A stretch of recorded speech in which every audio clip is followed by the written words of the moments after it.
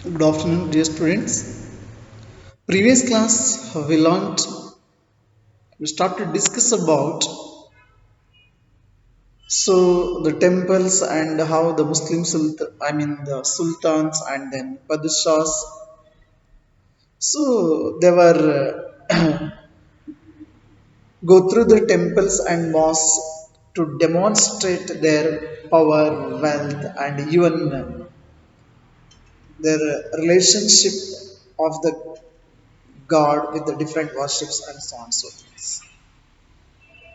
See, here, especially the Muslim sultans and padishahs, they did not claim to be incarnations of God, but we came to know that Persian court chronicles describe the sultan as the shadow of God, as the shadow of God.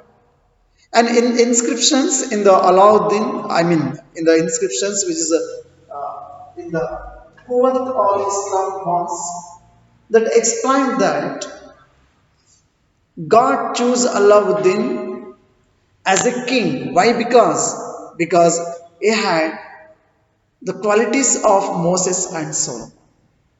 So actually they were the great lawgivers of the past. And the greatest lawgiver and the architect was God himself. He created the world out of the chaos and introduced order and symmetry in the world. Regarding all those things we learned in the previous class. And also, dear students, we came to know that constructing places of worship provided rulers with the chance to proclaim their close relationship with God also, especially important in an age of rapid political change. Rulers also offered patronage to the learned and peers and tried to transform their capital cities and towns into great cultural centers that brought fame to their rule and as well as their reign also. See, it was widely believed that the rule of a just king, the rule of a just king would be an age of plenty when the heavens would not withhold rain. Getting these students. So it was widely believed that the rule of a just king would be an age of plenty when the heavens would not withhold rain. At the same time, making precious water available by constructing tanks and reservoirs was highly praised during the time. So, making of precious water available by constructing tanks and reservoirs was highly praised. See, Sultan Iltutmish won universal respect for constructing large reservoir just outside Delhi Kona. So what he did know, the king Sultan Iltutmish,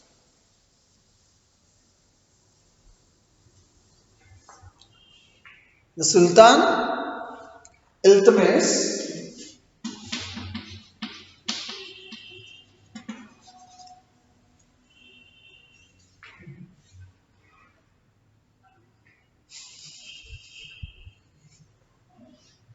so the Sultan Iltutmish. So actually, he won universal respect for constructing a large reservoir just outside Delhi, Gumna. So by constructing a large reservoir, Delhi and Gumna.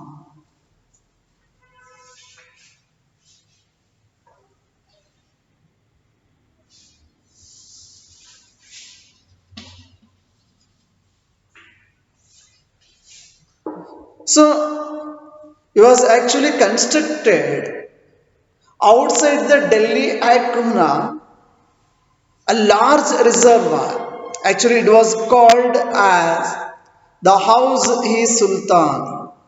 The House-e, so it was constructed the time outside this Delhi Purhana. It was called as House-e-Sultani. House-e-Sultani. So it was the name of the reservoir which was constructed by Sultan Iltamash at the outside of this Delhi Kona. Understood now? And is also known as King's Reservoir. Is also known as King's Reservoir. This was also known as King's Reservoir. Are you getting these students? So that shows that here the different the kings, the rulers, so they were trying to construct water tanks also to get precious or the best water. So that's what actually, especially the Sultan Iltmas won universal respect for what now? Constructing large reservoir outside the Delhi Kulhana, which was called as House-e-Sultani. House-e-Sultani. That is what. So, constructed reservoir by the Iltmas, and also it is known as King's Reservoir. Now, let us discuss about why were temples destroyed.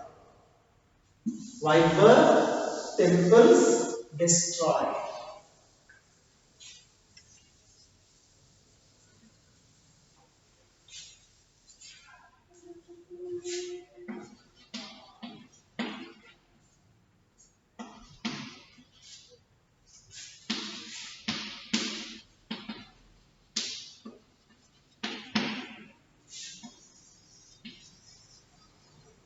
Why were temples destroyed? ನಿಮ್ಗೆ ತಿಳಿದಿದೆ ಮಕ್ಕಳ, ಈ ಒಂದು ದೆಹಲಿ ಸುಲ್ತಾನರ ಆಳ್ವಿಕೆ ಕಾಲದಲ್ಲಿ ಅಥವಾ ಅರಬ್ಬರು ಭಾರತಕ್ಕೆ ಬಂದಂತಹ ಸಂದರ್ಭದಲ್ಲಿ ಅಥವಾ ಇಂದಿನ ದಿನಗಳಲ್ಲಿ ಸೊ ಟೆಂಪಲ್ಸ್ಗಳನ್ನು ಸಂಪೂರ್ಣವಾಗಿ ನಾಶ ಮಾಡಿದ್ರು. ಹಾಗಿದ್ರೆ ಯಾಕೆ ಅವರು ಟೆಂಪಲ್ಸ್ಗಳನ್ನು ನಾಶ ಮಾಡಲಿಕ್ಕೆ ಪ್ರಯತ್ನ ಪಟ್ಟರು ಮತ್ತೆ ನಾಶ ಮಾಡಿದ್ರು? So there were many witnesses are there were many evidences were available about this. ಯಾಕೆ ಹಾಗಿದ್ರೆ? Already we learned that so the temples meet to demonstrate rulers' power and as well as wealth and even the so how actually they were the devotion of the patron also. Devotion of the patron also. So in this case, dear students, ಯಾಕೆ ಅವರು ಆಗಿದ್ರೆ? The first thing, because kings built temples to demonstrate their devotion to God and their power and wealth. ಬಹಳಷ್ಟು ರಾಜರುಗಳು ದೇವಸ್ಥಾನಗಳನ್ನು ಕಟ್ಟಿದ್ರು. Of course, they were constructed uncountable. Many temples. What purpose? That shows that their devotion to God, various god and goddesses, and to demonstrate their power and as well as demonstrate their wealth by constructing temples. By constructing temples. ದೇವಸ್ಥಾನಗಳನ್ನು ನಿರ್ಮಾಣ ಮಾಡೋದರ ಮುಖಾಂತರ ಅವರು ತಮ್ಮ ಆ ಒಂದು ಭಕ್ತಿಯನ್ನ ಅವರು ಯಾರು ಇಷ್ಟಪಟ್ಟ ದೇವರಿಗೆ ತೋರಿಸ್ತಕ್ಕಂಥ ಕೆಲಸ ಆಗುತ್ತೆ.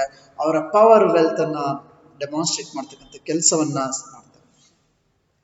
See, it is not surprising that when they attacked one another's kingdoms, they often targeted these buildings, of course.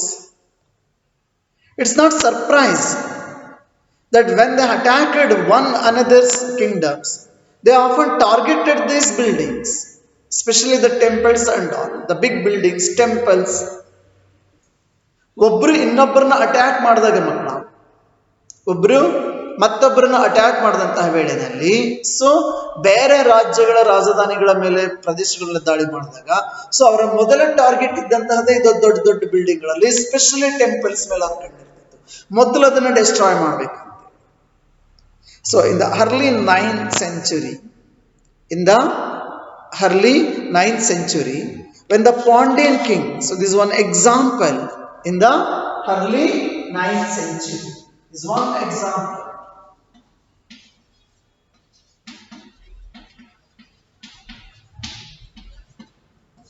So the Pandyan king,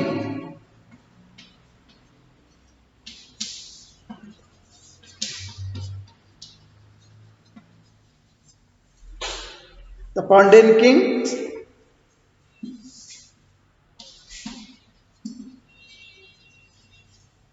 Srimara understood. The Pandyan king Srimara is the name of the Pandyan king. Okay.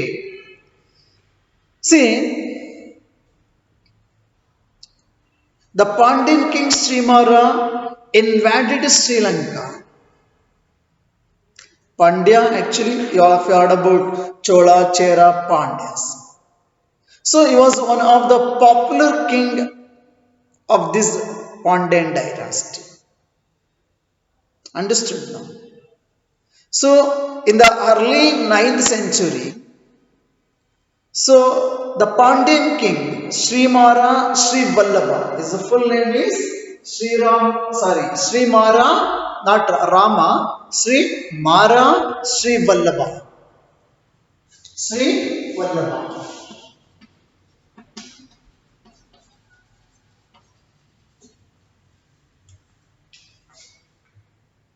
Srimara Sri Vallabha invaded Sri Lanka and defeated the chronicler.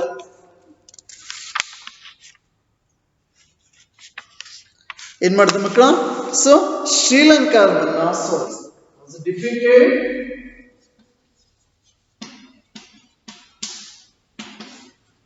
Sri Lanka.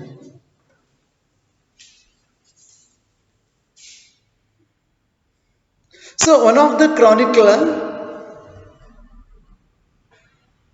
Dhammakitti, one of the chronicler name, it was Dhammakitti, chronicler.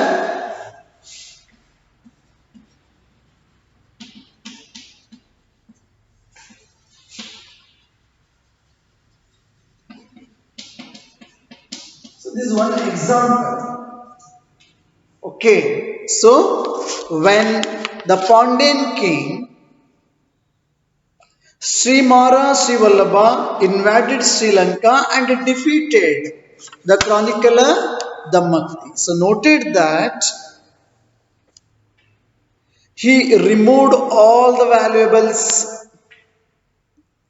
Getting now? He removed all the valuables. The statue of the Buddha made entirely of gold in the Jewel Palace. One of the statue of Buddha, it was completely made of gold in the Jewel Palace. And the golden images in various monasteries. Golden images in the different monasteries. Ella hen martane. He was seized. All these is seized, including the statue of the golden Buddha. The Buddha, which was actually made of gold in the Jewel Palace. And all the golden images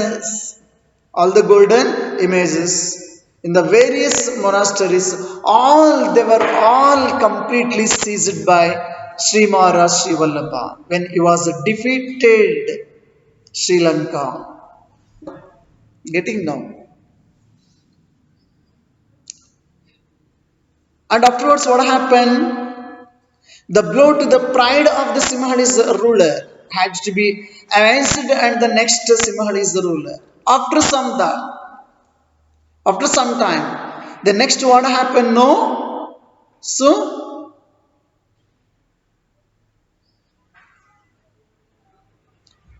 the ruler Sena second was became the king of Simhalis. Sena second.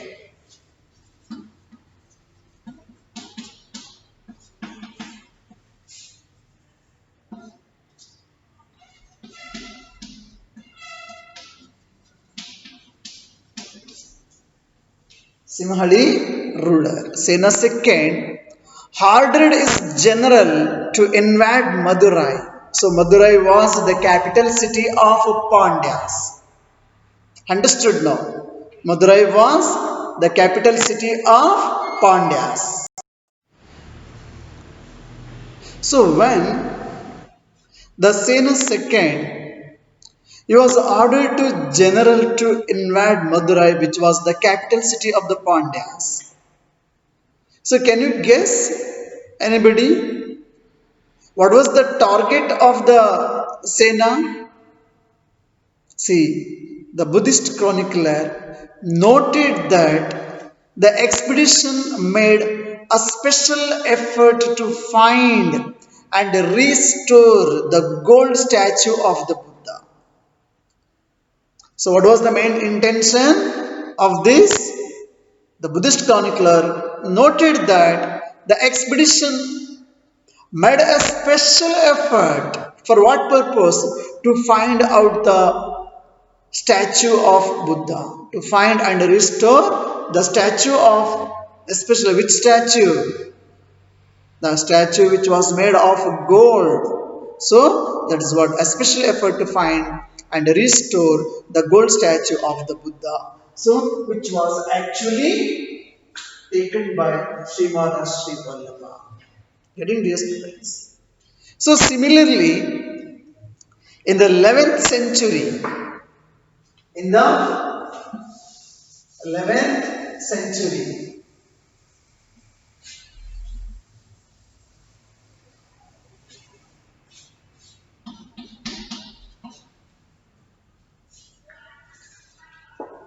when the Chola king Rajendra first, so we knows that, so Rajendra first, he was built a Shiva temple in his capital and he filled it with prized statues seized from defeated rulers. So Chola king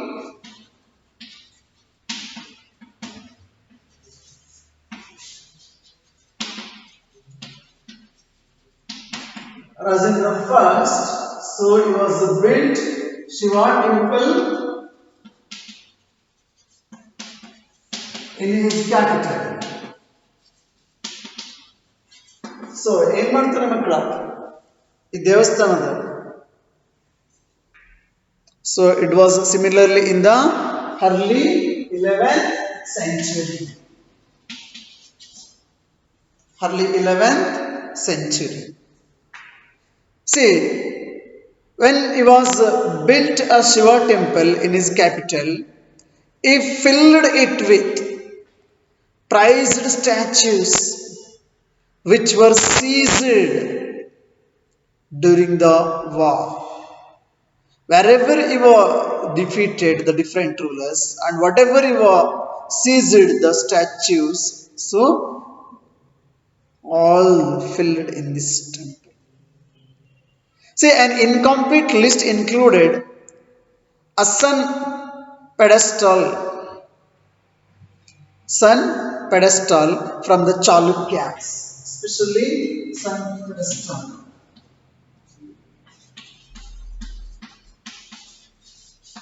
From which ruler? Actually has taken from Chalukyas. So when he was defeated the Chalukya ruler, actually was seized the sun pedestal and Ganesha statue and Durga, a Nandini statue from the eastern Chalukyas. So see that there were many statues, a sun pedestal from the Chalukyas, a Ganesha statue, and even the Durga statue, Nandi statue from the eastern Chalukyas, and an image of a Bhairava also. Bhairava actually it is a form of Shiva, and even the Bhairavi also from the Kalinga of Varissa, and a Kali statue from the Palace of Bengal. So like that, wherever he was defeated the different kings, he was brought so many statues from those kingdoms. For example, sun pedestal from Chalukyas, Ganesha statue, Durga statue, and the Nandi statue from the eastern Chalukyas, and even an image of Bhairava and Bhairavi from the Kalingas of Odisha or present, the present Odisha and in this called ancient time Varissa, and a Kali statue from the Palace of Bengal. So like that, the Shiva temple completely filled with all these prized statues. Getting now? See, what about Sultan Muhammad of Ghazni? Was a contemporary of Rajendra First. So Muhammad Ghazni was a contemporary of Rajendra First. What about how he was actually? You all of you knows that Muhammad Ghazni was destroyed a lot of temples in our subcontinent. So let us Muhammad Ghazni was a contemporary of Rajendra First. About him we are going to learn in the next class. Thank you. Have a nice day.